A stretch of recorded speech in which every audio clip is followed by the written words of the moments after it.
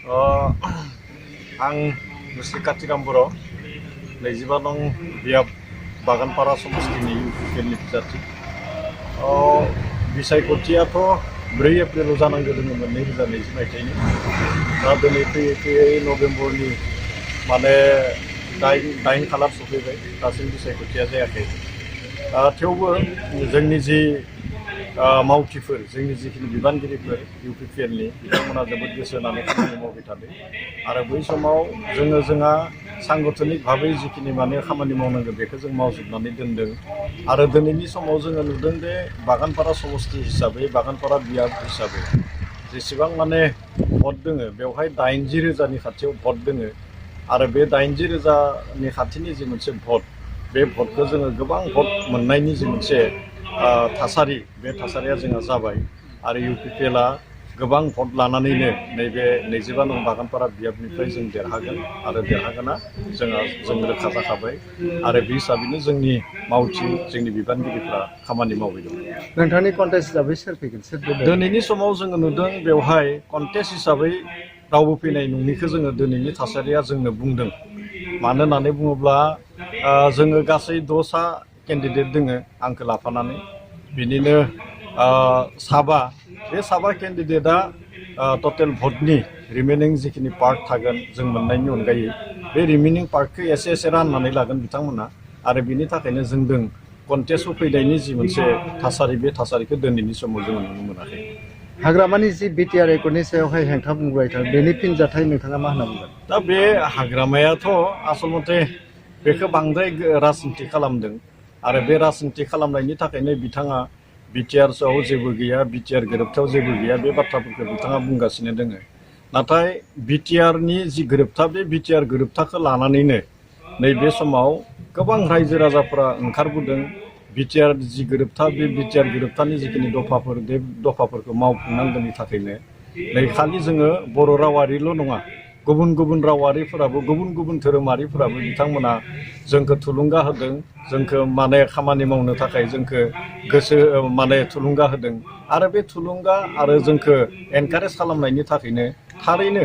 जोंनि बागानपारा माने बियाबाव गोबां भट लानानै देरहागोन बे जोंहा रोखा जानानै दोङो आरो बे हाग्रामा महिलारिनि जिखिनि बाथ्रा बुंनाय बे बाथ्रा बुंनाया दिनैनि समाव जेबो खामानि होआखै जेबो फिथाइ थायाखै बरन्स बिनि फिथाइया उल्थासो जादों। राजखान्थिनि बेलायाव हिमन्त बिश्व शर्माया दाखालि उदालगुरियाव थांनानै बुंदों जे ट्रेक्टरावसो माबा खालामगोन होननानै आरो ओमफ्राय हाग्रामाया थाइजौ गोखै फानबाय थादों होनना बेखौ नोंथाङा मा होनगोन आरो मैया बेनि फिनजाथायखौ हाग्रामाया बुंफिनदों माने डायबेटिस खालामगोन बिटिसिनि मानसिफोरखौ थाइजौ गोमोन जाहोनानै होनना बिनि फिनजाथाय मा होनना बुङो? दा बेवहाय बिजेपिनि थामहिनबा आसामनि मन्त्रि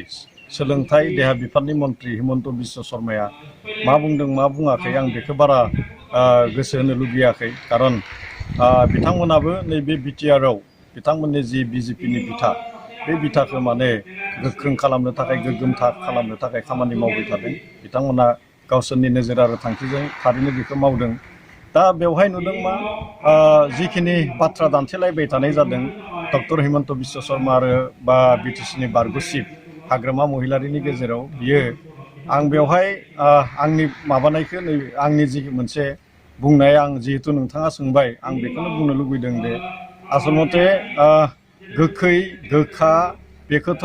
बार फानबाय थानो हाया बेखौ जों साधारन मानसियाबो मोनथियो बे मोनसे गोखै थाइजौखौ फानबाय थानो हाया गोखा फिथाइखौ गोदै होननानै थगायनानै फानबाय थानो हाया नाथाय नैबे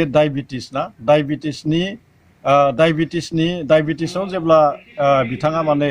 गोग्लैबाय आरो डायबेटिसखौ जुदि थैनो नागिरबायब्ला बेनिख्रुइ बांसिन माने थाबसिन रिकभार जानाय मेडिसिनानो खिन्थु गोदैयासोखा दा बेनिखायनो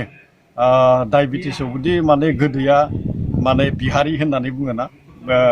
माने डायबेटिसआवदि गोदैया मोनसे माने गाज्रि बे नङा आं जि नुदों मा डायबेटिसआव गोदैयाबो मोजां आरो गोदै जानानैनो डायबेटिसखौ माने थाबनो माने मा खालामनो हायो दे जि मा होननानै बुंगोन बेखौ स्ट्रक जानाय बेमारि बे स्ट्रक जानाय बेमारिया बे गोदैजोंसो हामफिनो। बे एलायन्स जानायनि दा बेखौथ' जोङो बुंनो हाला नाथाय जोंथ' नुबाय थादों दिनैनि समाव दिल्लीयावनो होन बा दिसपुरावनो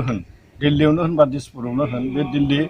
दिसपुराव दासिमबो BPF आरो BJP आरो BJPनि एलायन्सआ दोङो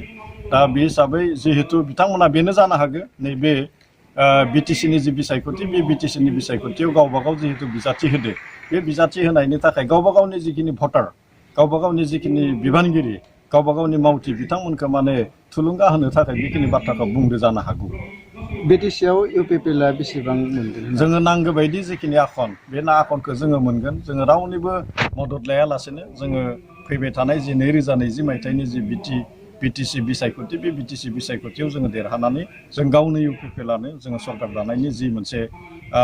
माने थासारि जि माने मेथमेटिक्स बे अंकखौ जोङो मोनगोन Welcome to News 24 Bodoland. News 24 Bodoland YouTube channel. Please subscribe and click on bell icon. Thanks.